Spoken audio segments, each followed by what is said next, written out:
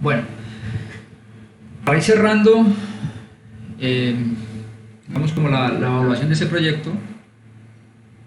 Vamos a conversar sobre los pórticos de arrastramientos concéntricos. Para ello vamos a primero ver la información que está en el plano. Vamos a ver la presentación que tenemos para refrescar un poquito los conceptos de pórticos arrastrados concéntricamente. Vamos a hablar sobre los arrastramientos, sobre la conexión, sobre la plancha nodo, qué es y para qué cada cosa, para qué sirve, cuál es la importancia de cada uno de estos elementos, porque tenemos que tener presente esto. Vamos a mostrar un par de detalles de cómo pensamos nosotros que debería de ser la vaina. Y cerraremos con algo de cimentación.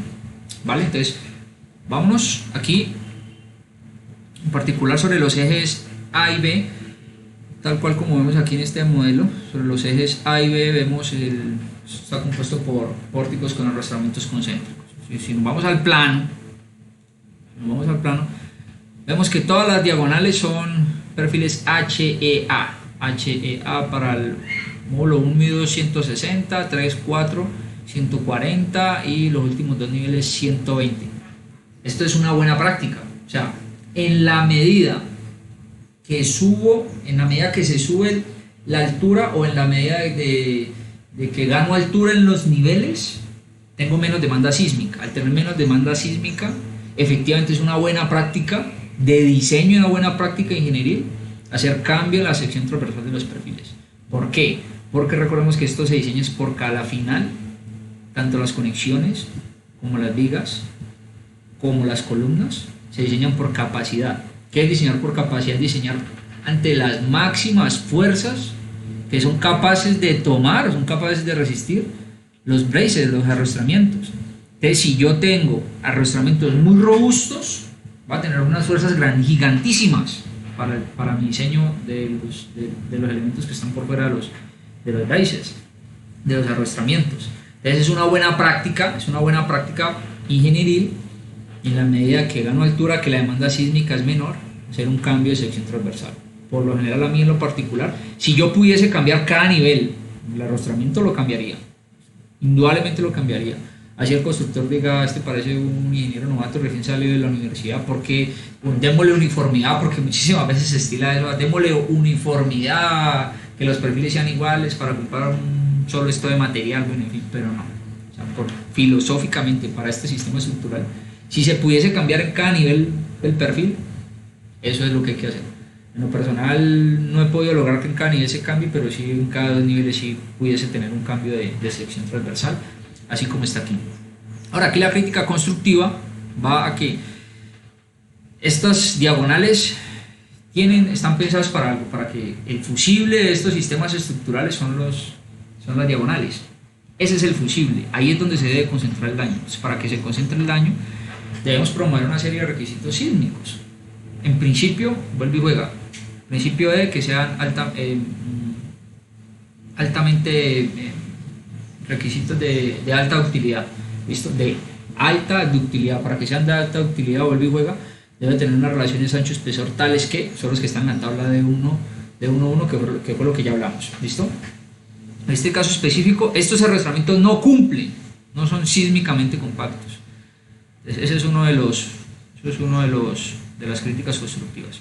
Por acá tenemos algo que tal vez ustedes vean. ¿Listo? Aquí lo que vemos es, pero aquí, permítanme un momento, aquí creo que lo están viendo bien. Es un ensayo experimental donde vemos cómo hay pandeo, o sea, qué es lo que se piensa o qué es lo que se requiere en este tipo de sistemas estructurales. Uno, que se promueva la tracción, listo, fluencia por tracción y pandeo por compresión. Las cartelas deben acomodar el pandeo fuera del plano, las planchanodas o las cartelas. El daño se debe concentrar en los arrastramientos, observen después de ciclos de histéresis de carga y descarga, o sea, de tracción, compresión, al final los braces se revientan, se dañan. Es ahí donde se debe concentrar. Pero no se daña ni la conexión viga-columna, ni la conexión del arrastramiento con la plancha no, ni la conexión de la plancha no con la placa base, no se daña ninguna columna, o sea, ese es el fusible es el arrastramiento. Entonces debemos siempre pensar en eso. Ahora, para que esos ciclos de histéresis se den tal cual como están aquí, ¿listo? Al final, después de ciclos de carga y descarga, este material lo tienen ustedes, pues debemos promover, debemos garantizar de que los arrastramientos son los fusibles de sistema, ya lo comentamos. Para poder disipar energía debemos de cuidar relaciones de esbeltez y cuidar relaciones ancho-espesor. Las conexiones deben ser diseñadas por capacidad, ¿listo? Lo mismo que las vigas y las columnas, ya todo esto lo comentamos, está por ahí en el canal de YouTube. Ahora, estos límites ancho-espesor se deben de cuidar, ¿listo? Deben de estar pensados para que se disipe energía. Entonces, si nos vamos por acá al final, hicimos la tarea. Aquí la compacidad de los arrastramientos. Vemos que el arrastramiento es, vamos a hacer el cálculo con uno, ustedes revisan el resto. Esto aquí pongámoslo en unidades, 200.000 megapascales, el FY es 2530 y el RY es como 5 para una cera 36.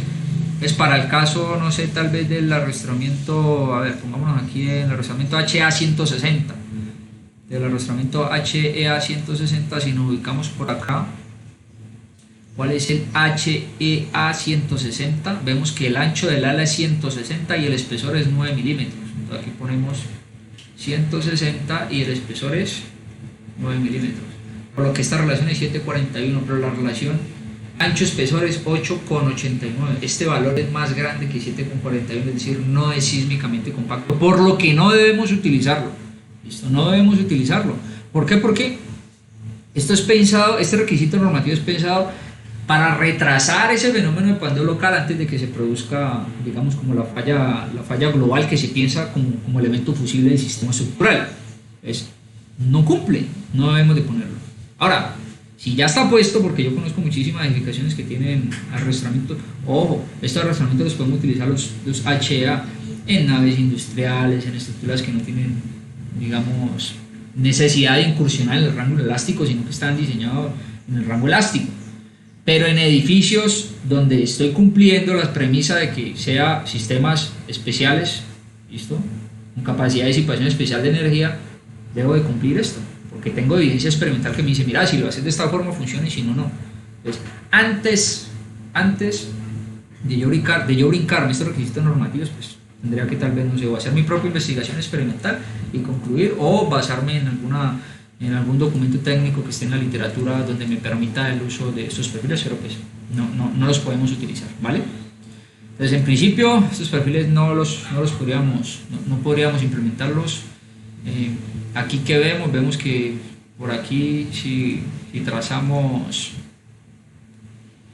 aquí esto aquí de esta forma, aquí esta línea aquí y la llevamos tal vez aquí, dudo mucho de que aquí haya el famosísimo 2T para permitir que esté en la línea de pliegue y se permita el pandeo de la placa fuera del plano.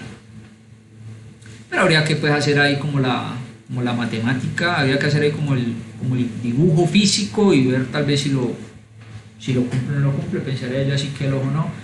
Esta conexión aquí, no sé, tal vez por ahí puse un detallado en un post muy reciente donde, porque todo esto al estar soldado aquí, esta conexión, esto al estar soldado aquí, esto al estar soldado aquí sí o sí esto es una conexión rígida. Entonces, si la conexión es rígida, yo tengo que tener que la conexión debe estar en cierta medida con nivel de calificación. Por ejemplo, me dice, si la utilizas, si la conexión es rígida, la conexión viga columna es rígida, debe de cumplir con un mínimo de que sea calificada. ¿Listo?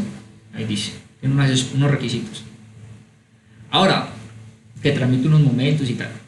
Ahora, si la conexión es articulada, te dice, debe resistir al menos un momento, una rotación de 0.025 radianes.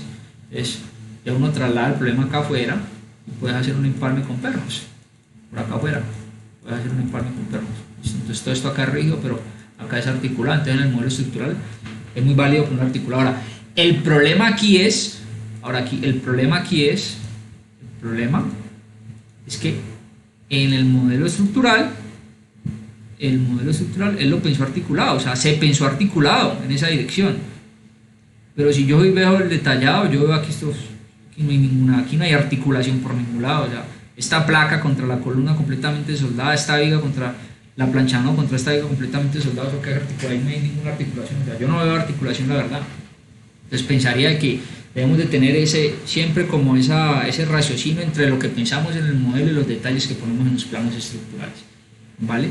Otra cosa muy importante es que aquí siempre que nosotros físicamente instalamos esta placa dentro del arrastramiento, le estamos quitando material. Entonces es un requisito normativo de que el área neta no puede ser menor que el área gruesa. Entonces por lo general cuando le quitamos material tenemos que compensarlo poniendo placas de refuerzo. Entonces en principio eso es algo como esto. Permítame, me pongo por acá les quiero mostrar algo. Les quiero mostrar un par de detalles de cómo debiese de ser. Para este caso en específico, les voy a mostrar si es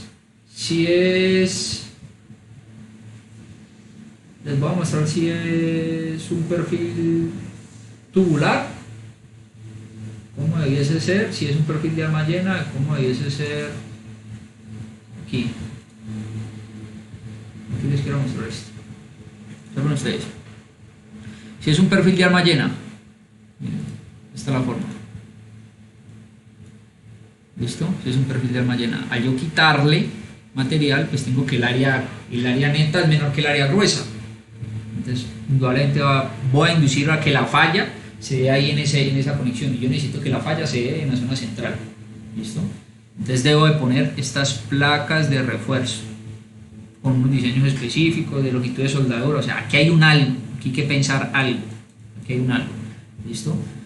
Les voy a mostrar, esto sí es en alma llena, ahora sí es en perfilería tubular, aquí está.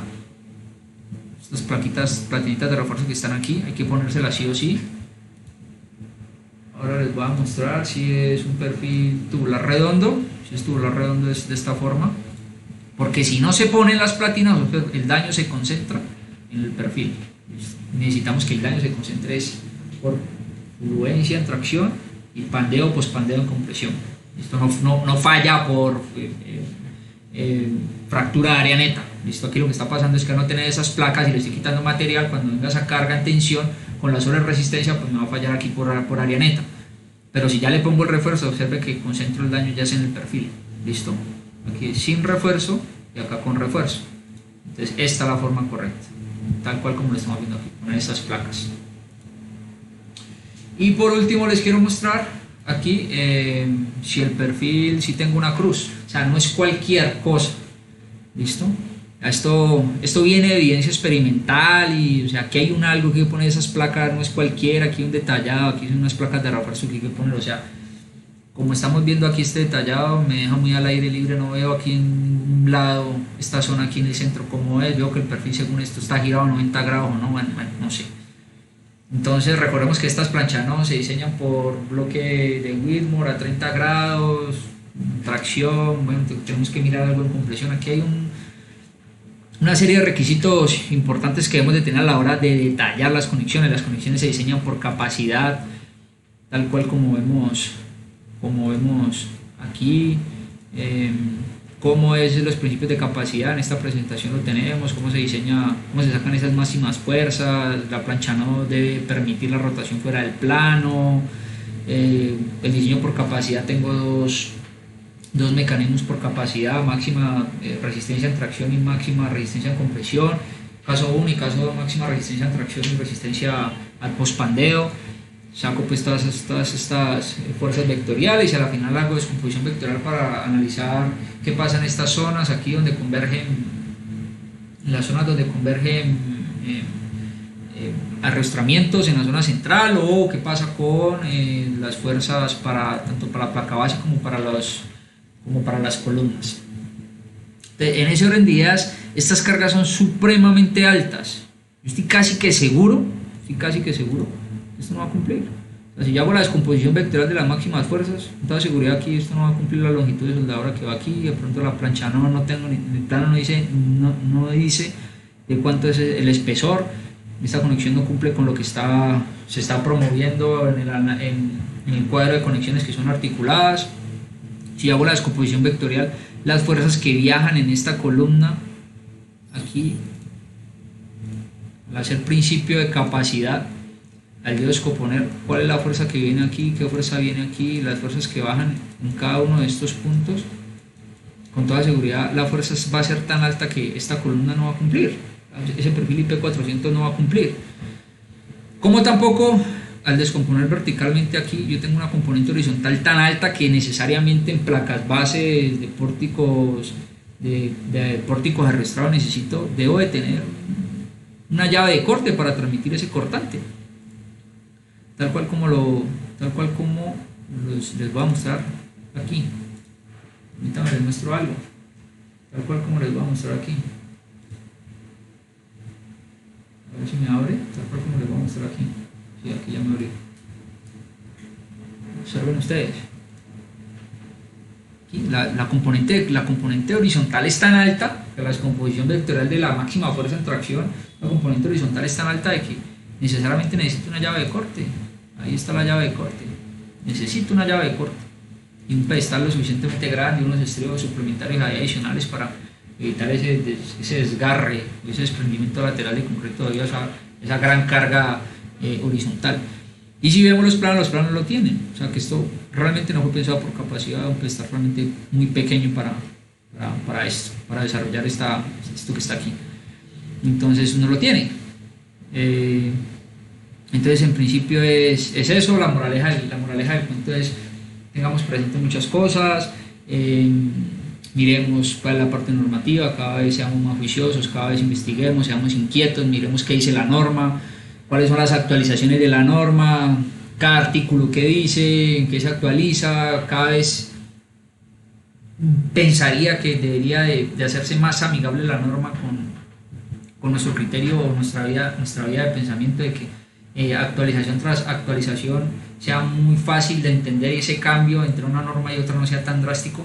Y eso es lo que pienso yo que está pasando con normas, cada vez es más fluido, entre una actualización y otra es más amigable y más entendible, que eso es, digamos, como muy importante para nuestro proceso de aprendizaje y de nuestro ejercicio profesional. Hombre, claramente más de un ingeniero me dice: es que cumplir con el 100% de los requisitos normativos, las estructuras van a salir supremamente costosas, cada vez va a ser más complejo construir, porque estamos completamente de acuerdo. O sea, cumplir con todos los requisitos normativos es costoso, hacer algo bien hecho es costoso desde la ingeniería, ¿listo? Porque si a ti te contratan para hacer una buena ingeniería, tú vas a cobrar unos rubros que no va a cobrar este proyecto, por ejemplo. El hacerlo de esta forma es muchísimo más barato que el hacerlo realmente, cumplir con todos los requisitos normativos, porque la vida de pensamiento es muchísimo más larga, tenés que tener muchísimas cosas más claras, tenés que tener ya hojas de cálculo desarrolladas para cumplir dentro de no tenemos infinitos días en desarrollar un proyecto, entonces tenés que tener ya todas tus hojas programadas, tenés que saber con qué programa te vas para hacer una cosa, con qué programa te vas para hacer otra, tenés que tener esa sensibilidad al final de los millones de variables que hay al momento de hacer un análisis, un diseño estructural. Entonces el hacerlo bien empezando desde la ingeniería es costoso. Ahora, pasar de la ingeniería a la práctica también va a ser más costoso, porque las empresas que tienen todos sus estándares de calidad planteados tienen unos rubros más altos, su proceso de manufactura, sus gastos fijos. O sea, el hacerlo es costoso. O sea, hacer un buen proyecto indudablemente es muchísimo más caro que hacer un proyecto que no cumpla la norma, ¿vale? Entonces recordemos que siempre está en juego nuestro nombre, nuestra licencia, digamos, como nuestra herramienta de trabajo. Bueno, para finalizar esto, lo quería dejar esto para un siguiente video, pero vamos bien de tiempo, entonces aquí sí hay algo que quiero solamente tocar la cimentación para hablar sobre las cargas que vienen de la superestructura, pero respecto al sistema de pórticos con arrastramientos concéntricos. Al tener este mecanismo de capacidad, la carga axial que viene aquí, y aquí viene una carga axial de tensión, digamos, y aquí viene una carga axial de compresión. Esta carga axial es grandísima, aquí supremamente grande, aquí es una carga axial que es grande. Ahora, esta carga axial grande no se diseña para presiones de contacto. Recordemos que las cimentaciones uno las diseña por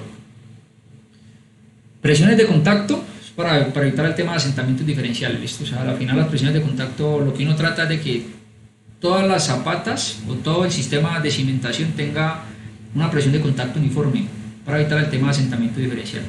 Cuando hay diferencia de presiones de contacto, hay, digamos, como esa vulnerabilidad que esta zapata, como tiene más presión de contacto que esta, o esta zona tiene más presión de contacto que esta, va a haber ahí unos deltas diferenciales de deformación. Entonces, que haya uniformidad en las presiones de contacto.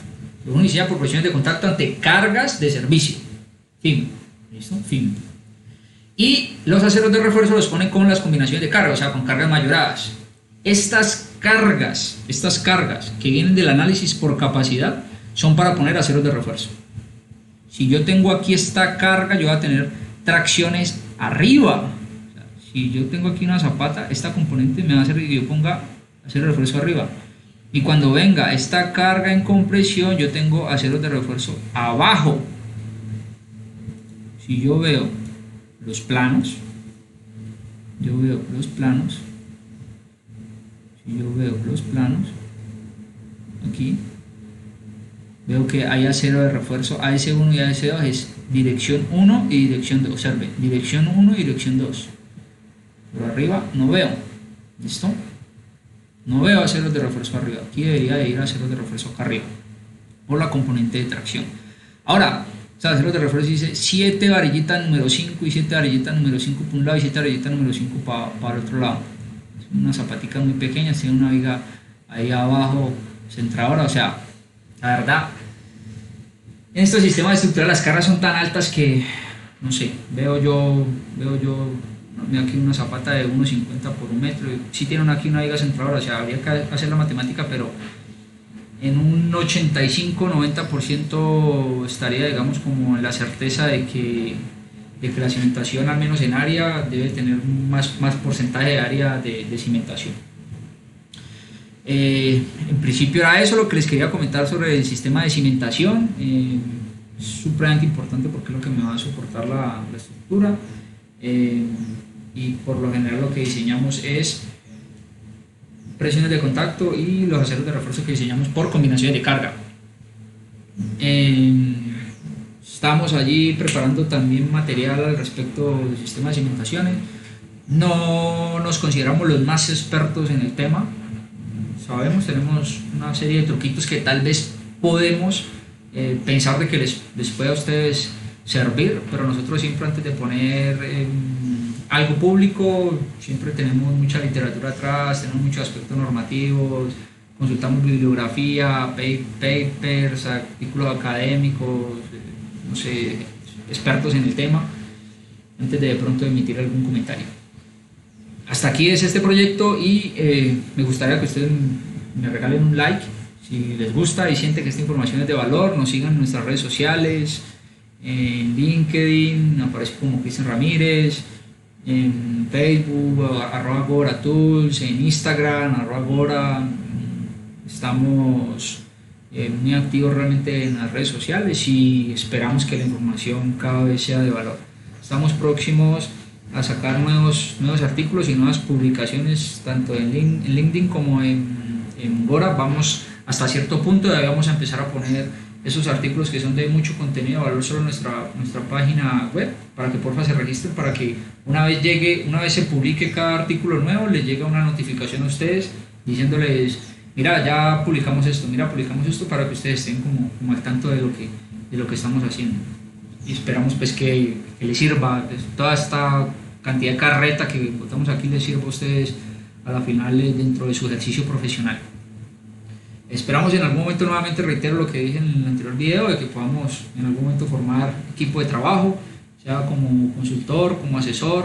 Podemos trabajar o pactar, no sé, honorarios por hora tal vez, o como sea de su agrado y que sus finanzas den, porque al final ustedes se están enfrentando a ejercicios, a retos profesionales, podemos tal vez nosotros aportar valor, y realmente lo que hacemos nosotros aquí es dando todo el conocimiento que nosotros tenemos sin guardarnos absolutamente nada, pensando en que cada vez las obras y las estructuras sean cada vez mejores y tengamos menos probabilidad de problemas en sitio. ¿Listo?